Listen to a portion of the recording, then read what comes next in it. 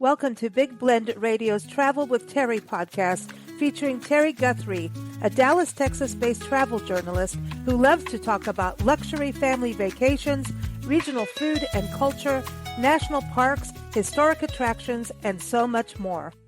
So everyone, so excited because, and I always say this, I'm so excited because I am excited every podcast we do because we're going somewhere different and there's always something super cool to learn about from Terri. And, you know, Terri does get around. She's traveling here, there, and everywhere. And lately she's been doing shows as she gets to a place. So you're going to hear that next week. Her podcast from Grand County in Colorado up in the Rocky Mountains. So stay tuned for next Tuesday. But today she's taking us to Greenwood, Mississippi. You know that Mississippi's her home state, as is Texas, as is Oklahoma. She runs all three. And this is an incredible destination with a lot of music history, good food, and a place that teaches you how to make that good food. And a lot of charm. It is, as she says, the heart and soul of the Mississippi Delta. So welcome back, Terri. How are you doing? I am doing great, and I am so excited to talk about my home state and the darling, charming city of Greenwood. So where is Greenwood when you think about Mississippi, like Gulfport on the coast, Jackson, and whereabouts? Well, it's not hard to find. It is about 96 miles from Jackson. You know, Jackson's in the very center of the state. And so it's about 96 miles, a little bit going to the west because it is like near the Mississippi Delta, but it's kind of the eastern region of the Mississippi Delta. So it's not exactly on the Mississippi River. And then it's a little over 100 miles south of Memphis. So it's a great location. It's got, easy to get to Memphis or Jackson. Actually, I did both of those when I was there. Love that. I really love Mississippi, and I'm excited to learn more about Greenwood. But because this is a Delta town, so the music scene, and then movies and The Help was filmed there. Yes. Oh my goodness. Yes. They actually have an app where you can do a driving tour, and it's just crazy. If you saw that movie, it's just so fun to go to, like, these are like real homes that people live in and all the different movie and set locations. And it appeared in the movie that everything was in Jackson, and there were a few places filmed in Jackson, but majority of it was in Greenwood. And that's where all the stars of the show stayed. Like, that was Emma Stone and Bryce Howard and Viola Davis and Olivia Spencer and Cicely Tyson, some of my favorite actresses. So I loved that movie, and it was kind of very similar to my childhood, actually. But it was a great movie that really put Greenwood back on the map because that was their perfect location for telling that interesting story. Well, I know Greenwood, you were saying, on the map is also home to Bobby Gentry and singer Bobby Gentry, which Roberta Lee Streeter that you were talking about too, and the Tallahatchie Bridge. And that song, man, that song runs deep. That's a story, isn't it? Is. And, it's one of those stories too. I think one of those songs that everybody knows, and it's a great kind of sing-along song as well. But I told Ronnie when we were there and we were standing on the Tallahatchie Bridge, I thought, Lord, have mercy. I never in a million years thought I would ever be here. Just thinking back to that song, and I knew it was about something in the Mississippi Delta, but I didn't know exactly where. That was kind of a surreal experience. And yeah, that Bobby Gentry, Miss Streeter, she continued to live in Greenwood. I'm not sure, honestly, if she is still living, but I know she was a longtime resident there in Greenwood and very beloved. Well, the Ode to Billie Joe, that song is it's touching on some dark history of our country. Let's put it that way. And Yeah. I think the fact that she wrote that song and stood up and sang it, and really the fact that it became so big is a good thing. You know what I mean? Right. Yeah, I think that's the beauty of the arts. The arts always tell the true story of history. Uh-huh. And it also is like, it's the sugar that makes the medicine go down, Mary Poppins style in a way. that gets to Yes, us where we think about it and go, oh, we don't want to do that again, do we? You know, we don't want to yes. do, we don't want that history to repeat, but that song will never go away. And the Tallahatchie Bridge, I wanted to go there just because I just kind of feel like, wow, that is a powerful, she was powerful to do what she did. And, but the other thing is one of my most favorite people in the world. Anybody's a blues lover. And I certainly am in Mississippi. I have a book in the car that is the Mississippi. It's not just the blues trail, but it's like every blues site in Mississippi. And I've carried it in the car for like a decade and interviewed the author, Steve Chesborough, about maybe 15, 16 years ago on the podcast. And he wrote this book and it's got all the burial sites and all the markers. And if you want to go down the Mississippi Blues Trail, I think you might as well just move there for a year to even try to Oh, yes. attempt all the blues sites, right? It's huge. Yes, it is huge. And 7 of the historical sites are right there in Greenwood. So, yeah, Oh, it's right in the middle of the Mississippi Blues Trail, and so Greenwood is a definite stop where you would want to stay for days, I might add. But so the blues singer Robert Johnson, he is buried there, but it's kinda strange, but anyway, 3 different places claim that he's buried at their mm-hmm. cemetery. But Yep. they do have eyewitnesses there in Greenwood that say, no, he was actually buried there. So Ron and I went and visited his gravesite. And it's kind of interesting on a personal side note. So Robert Johnson was born in Hazelhurst, Mississippi. And that's where my oldest brother lives. That's where my little Yorkie was born in Hazelhurst. Oh, So a place that I've been to a lot. And so and then right by Hazelhurst is Crystal Springs. And they have a little blues museum there. And tells a lot about Robert Johnson. But anyway, it's quite a legend, quite a tale, about him selling his soul to the devil to get some musical talent. And then just at the just young age at 27, he was supposedly poisoned, but he was mm-hmm. murdered. And passed away at such a young age, but he did really have some great musical talent. So that was a huge loss for the blues music and the blues industry. But yeah, Yeah, the crossroads. He took the yes, crossroads medicine. He did. He played his cards. He went for it.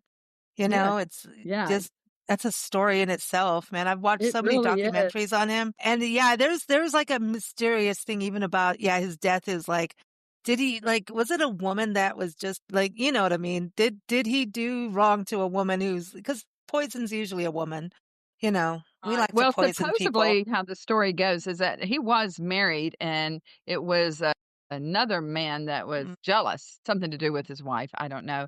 Yeah, I don't know. Might have been a love There's a triangle. woman No. involved somewhere.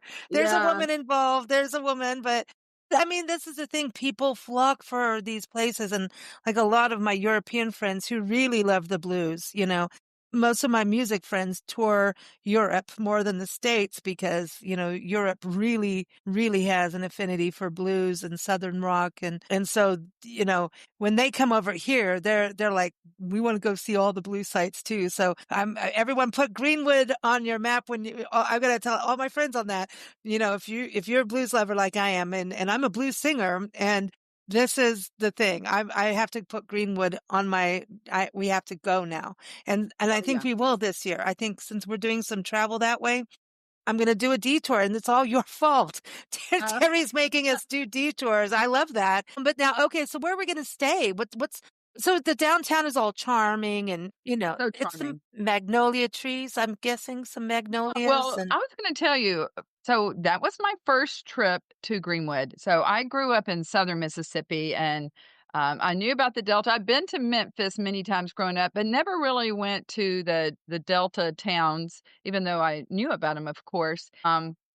Years ago, I heard about Greenwood because of their famous Viking cooking school and wanted to go. I have to tell you, Lisa, when I went there, and I'll tell you later about how we ended up going and the group we had with us, which was so much fun. When we turned the corner and went into the downtown area, my jaw dropped. It looked like a Hallmark movie set. It's a beautiful, beautiful little downtown. And the interesting thing about it, this used to be like one of the cotton capitals of the world, back in the 19th century. And now they have all these buildings that were all cotton business related back in the day. And now they're just darling boutiques and galleries and antique shops, lots of great restaurants. And it is the most fun town to walk around. It's quite charming and They has have brick different stuff. streets. They have brick streets, and that's a big deal to have a brick street. It is. It's a big deal. Right. Yeah, it really is. And it's just charming. And you will definitely get to experience Southern hospitality at its best in Greenwood, Mississippi. Mm. And they do have what's called the money road. But anyway, sorry. I have to, Yes, they I'm do. stuck. Everyone, you can go to visitgreenwood.com. And we have some great links in the episode notes, including that one, so you can plan your trip and experience. And then we want to hear back. I want to hear what blue site you went to. So please contact Yes. us through the websites, the sites, the podcast sites. But yeah, so Let me just tell you, while you're speaking of the money road, I just have to tell you. So, you mentioned about where to stay, and I'm going to get to that about where we stayed. But on the Money Road, there is the most interesting little place to stay. It's called the Tallahatchie Flats, and it's right on the Tallahatchie River. And these are 6 rustic little sharecropper type cabins. Yes, we went there and looked at them, and I hear that they're really decorated very cute. They are very rustic. They're kind of all in a row on the river, and I think it would be a lot of fun to stay in those, but that's on Money Road right outside of Greenwood. So that's a really fun and unique place. That would be real fun to stay there, if you're doing the Blues Trail, because it's not too far from Robert Johnson's grave and some other historical markers for the Blues Trail. But where we stayed was the Alluvian Hotel. And this is such a really beautiful boutique style hotel with custom furnishings, and also they have a lot of custom art from local artists there. And oh my goodness, we had a really spacious corner room with plush bedding and everything. I loved it. But one of the things I loved the best was the breakfast they had there. They go all out with the full Southern breakfast every morning and have a beautiful dining room and a fireplace and just excellent service. But I'm telling you, the breakfast there at the Alluvian Hotel is just outstanding. And it's just a great location right downtown, and the Viking cooking school that we're going to talk about is literally across the street from it. So you just walk out the hotel and across the street, and you're at the Viking cooking school. Now, another cool thing to tell you about is the Giardina restaurant, which is part of the Alluvian Hotel. This restaurant has been around since 1936. It's just been a staple, not only of Greenwood, but really for the state of Mississippi. And it's a very elegant, really nice restaurant, a very much a gathering place. And certainly people come from near and far to go to this restaurant. They have a great bar. But one of the things that I thought was so unique is that they have these individual private booths. So I knew that a local resident there that graduated from Greenwood High School still lives there is actor Morgan Freeman. that's right. This is how I know this name. Yes. Yeah. And I knew that he loved to dine there. So I'm like hoping so much that he would be there, because we ate there a couple of nights. But you're not going to see him or anyone else, because these little private dining rooms are like almost like little individual rooms, and they have like this curtain door. So most private dining setting I've ever seen. And there's 14 of them. Now they do have this courtyard area you can sit in, but it's all very formal. The linen tablecloths, the china, crystal, silver, very, very old South. I Oh. love that. But yeah, I thought that was so interesting. And their food, they're known for their steaks and seafood. The food there is just excellent. But so you have the Alluvian Hotel, Gardenia's restaurant, and across the street, right there, is the Viking cooking school. Okay, now wait a minute. Going back to Olivia, there's a spa because you can go eat, have a Yes. spa treatment. Okay, so I'm just saying we like to have those little bits of luxury. I know that Terri likes luxury when she travels. She may Yes, be ma'am. roughing it out, horseback riding, all those kinds of things that she did in Colorado, but she wants her spa treatment. She wants a nice cozy bed with really nice sheets. And then she also wants to be able to take her family to these wonderful places. So I love that about your travels, that because sometimes I have to bring this up. Sometimes people, when they see luxury, they forget that, yes, an entire family can enjoy that. It's kind of like kids get left off the radar for luxury a lot of times in the thought process. Right. And that's not true. And you find these resorts that go, yes, we can be luxurious for the whole family. And I remember one resort you were talking about that they had a whole snack room full of candy. And I'm like, I want to go. I want to be, the 5-year-old running around and enjoying that. I love that Treat. the That's treat. I want a treat suite wherever I go. I want it in my car. I want it everywhere. I want the I treat know. suite. That's dangerous. But you had swimming pools too there, so you had a lot of good stuff to work it all off. But I would love to meet Morgan Freeman in Mississippi. Are you kidding me? Yes, I That is love him. amazing. But the Viking, because we're going to get to some other food destinations as well, but the Vikings cooking school, this is something that has, we were talking about the helping Greenwood be really on the map for tourism, but it sounds like the Viking cooking school has become like a state landmark of food and learning Oh, how to yes. cook. Yes, and, this is the original one. I think they have one, like, maybe in New Jersey or somewhere, but Viking, let me just give you the history on it. It all started in Greenwood with a local resident, Mr. Fred Carl, and, this was just back in the '80s. I think around, like, '84 is when the company started, but the story goes that his wife, who, it was a is a great cooking enthusiast, and he was a builder, I believe, and did construction and stuff like that.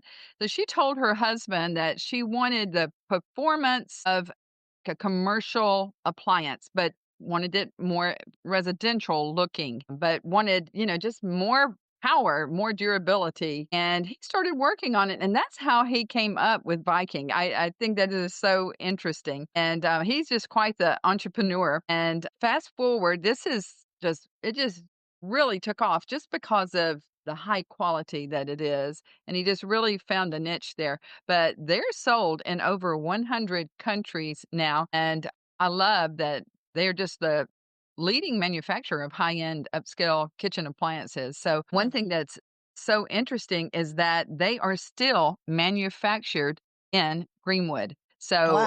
that's where they have the manufacturing facilities and the headquarters also, and are still providing jobs and very much Wow. large economic growth to the community of Greenwood. So that's a really cool thing, I think. I love the story behind it. I love that the headquarters and the factory is still right there in Greenwood where it all began. This is so exciting too because it's also providing education, which is a big deal too, for people to learn how to make pasta. We all look at that going, we know we should be doing that ourselves instead of pouring out of the box. Yes, yes, it's so educational, and I just think, they just to just bring up the whole thing another level, somebody had the idea of why don't we start a Viking cooking school, which I think is genius. And so they have the cooking school. I forgot to tell you that right by the cooking school, which is part of it, I mean, they're kind of in the same building right side by side. It's like a Viking gourmet kitchen store, which I loved. Then Uh-oh. across the street, the Alluvian Hotel. So Viking owns the Alluvian Hotel. Yes, Okay. they do, and because I think they just the convenience of having it all right there, and so it's almost like a package deal, and they own gardenias as well. So all of that is just right there together, and the spa, I think the spa is above the cooking school. So it's very, very convenient, but the cooking school is so much fun, Lisa. I love the Viking cooking school. It's something that I've wanted to do all my life, and when you sign up for it, Wow. you get presented with all these different menus of what you would like to learn to do and what type of meal that you would like to cook, like like you said, maybe pasta making or a southern brunch or like a couple's romantic dinner, just an elegant night on the town. Well, let me back up and tell you that it wasn't just Ron and I. I had my first cousins. I have 33 first cousins in Mississippi. Boy. Yes. Yes. And so the two that are my age, and them and their spouses, and then and they both live in Jackson. And then our best friends in Mississippi that live down on the Mississippi Gulf Coast, they came up. So we had there were 6 guests of ours, so anyway, there was 8 of us. And we had so much fun. We all, looked over the menus to decide what we were going to do and decided on this, fantastic, elegant dinner. And we learned how to make so many things. The instructors are just very, very well qualified and so patient. Ours was Paul Brown. I have to give a shout out to Paul because he did such an outstanding job. And they have guest chefs that come in from time to time. But basically, you break up into little groups, and you they explain everything to you and tell you where it's sourced and how to prepare it, and it's so much fun, with the guys. It was our group, and then there was actually a ladies group from Louisiana that was there too, and so we were all cooking together, and once we finish, we sit down and we eat together and get to eat all the things that we have prepared, and then, of course, they give us all the recipes, and it was so much fun, and then from there, you go into the gourmet shop that's right next door, and Uh-oh. if you have attended the cooking school, you get a discount. So Cool. and then they give you plenty of time to shop, and shopping I did, I have to tell you, because so we were there in December, and, Oh, everything was perfect. decorated so beautifully. I think that's also why Greenwood like a Hallmark movie, but just with the Christmas decorations and everything. But, I did all of my Christmas shopping right there. They have something for everyone, and then the icing on the cake is that they gift wrapped everything for you, so Oh, it's done yes, and please. done. That's awesome. Well, I love it because when you're at the cooking school, you start to realize like part of your maybe cooking issues can be from not actually having the right tools or Mhm. not having like the knife sharpener and learning how to use a knife sharpener because, a dull knife sucks when you try to cook. You want things that work. And so I think, having the tools, that's all part of it and understanding how to use the tools. Nancy and I travel the country full time and we pet sit, house sit as we do this, and not a money making thing. It's just a really cool lifestyle. And we're always in a different kitchen. And, it's interesting to see how America cooks and what they cook and if they cook, right? And that's a whole other conversation. In fact, I would like to do a whole podcast on that. But then there's like tools. Sometimes you're looking at them going, I have no clue what this is. I don't even want to try to use it. I might break it. I don't know what it is. I need help. And then you start the Google machine up and go, what is this? Thank you, Google image search. So there are some interesting tools, but then when you learn how to use them, suddenly cooking becomes a joy. It's like having the right car for the right thing, in I the car, agree, and I get the right tool. I think, cooking is just kind of one of those things you just learn as you go, especially as you get older. There's actually technique and skills, and you need to learn those things if you're really serious about cooking, and that's one of the things that you learn at the Viking Cooking School that we just enjoyed so much. I have to say that we all decided that this may be the most enjoyable school on earth, and we even thought that the homework was fun. So, when we got home, we practiced our new skills and techniques and felt like, we really knew what we were doing. And that Well, made it that much more fun. And especially doing it with a group, it's just such a great group activity. Like I said, with girls' trip or I a love cousin cousin trip. the family reunion because families getting together. Okay, there's always a little bickering somewhere. And this moves you into an activity and to laugh together because cooking, we're all going to make a mistake. Something's going to go wrong.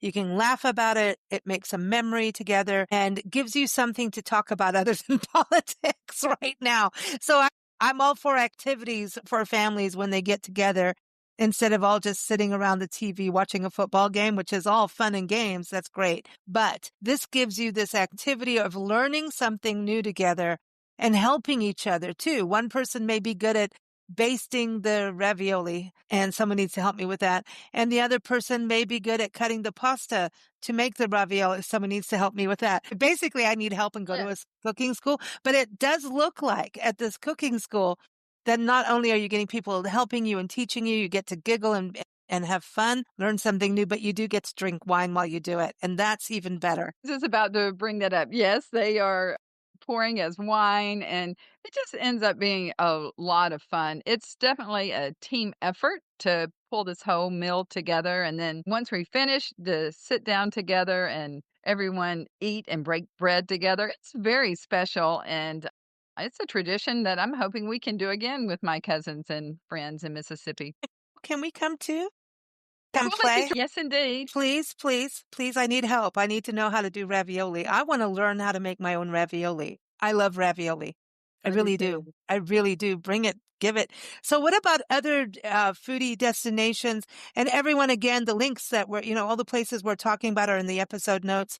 You can go to vikingrange.com, but the whole link to go directly to the cooking school is in the episode notes. And it does look like fun. It really does. And it looks like the people Yes. teaching you are having a blast as well. I mean, what fun. And, again, there's wine involved, which is always good. And the Alluvian Hotel, we were talking about that, the alluvian.com. Oh my, I'm on their website right now and I'm like, who's playing that Nice, very baby nice. piano? And oh my, oh yes. Yeah. Well, I'm go doing ahead. a detour. I'm doing a Yeah. detour. It's your fault. Seriously. But yeah, No. there's other restaurants for people. Why? Well, that's why I'm gonna be sure and tell you about Fan and Johnny's because it's, pretty famous around there as well. So as I talked about, Gardenia's is very, very elegant, very, just that whole deep South, high-end thing with all the linen tablecloths and all that I described. Fan and Johnny's is totally opposite, but equally as popular and well-known, partly because their owner and Chef Taylor Bowen, she is a James Beard Award nominated chef. And so we couldn't wait to go here. They don't serve beer and wine there, but it's BYOB. So it's very, very casual restaurant, very eclectic. And this was so much fun. When we went there, instead of sitting outside in the dining room there, you can reserve a table in the kitchen. And we got to do that, Lisa. And I'm telling you, I mean, I thought we would be kind of back in a little corner or something. No, we were right in the middle of the kitchen, right in the middle of the activity. I could like reach out and, touch the chef Taylor and her sous chefs. And it was so much fun. But she really goes all out with like Southern food, but with a twist. And I would say to people, go and look at their Facebook page because every day she has a different menu and it's posted on Facebook. And you can get an idea of the amazing culinary creations that she makes. And so, right off the bat, when we sat down, guess what she brought me? I was What? scared. Fried frog legs with a lemon vinaigrette. Yep. Oh, French. So I would expect that in Louisiana. So this is Oh, interesting. honey, that's big all across the South. Yes. I knew people when I was growing up in Mississippi, people ate frog legs all the time. I didn't know that's not something my mother cooked.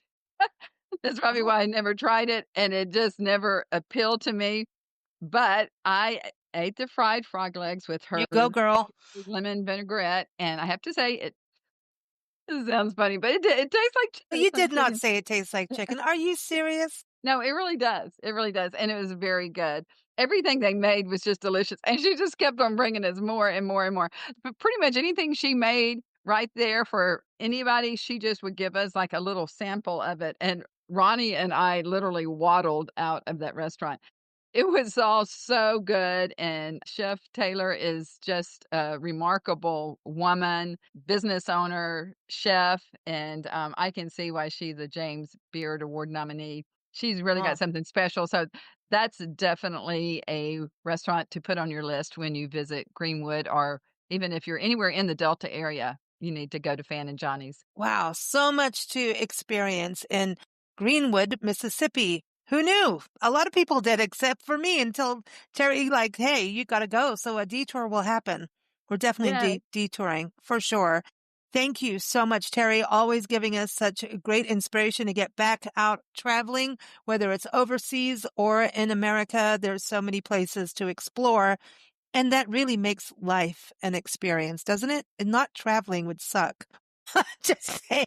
I know. It's just so much fun to just explore and just open your mind. And there's something cool just about any place that you visit. But it's really interesting that Greenwood is such a small town, just 15,000, but it has a lot of big history and hospitality and charm.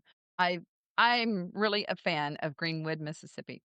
I am too, and I haven't been there yet, but I think we've been near it, by it, like in that, travel mode. But thank you. We can't wait next week, everyone. We do Travel with Terri. It's here on Big Blend Radio every Tuesday at 9 a.m. Central Time. And next week, we're going to go to Grand County, Colorado, the Rocky Mountain region, and you're going to hear a podcast that was recorded while Terri and her husband Ron were there right on site. So you'll hear just what it was. And I always love those because you've got the energy of what you're experiencing right now. So just like the schooner, when the J&E Riggin schooner podcast last week, this other one, the Rocky Mountains in Grand County, Colorado, I'm telling you, the elk that were bugling are calling your name. So take a listen. Yes. Thanks so much. Travel safe, Terri. I know you're off to Louisiana now, right? Yes, going back down south, and I can't wait. Awesome. Take care and travel safe. Okay. Thank you, Lisa. Bye-bye. Thanks for joining us here on Big Blend Radio's Travel with Terri podcast. You can follow Terri's adventures at travelwithterri.net. And that's Terri with an I, not a Y. Follow us here at bigblendradio.com. Happy travels!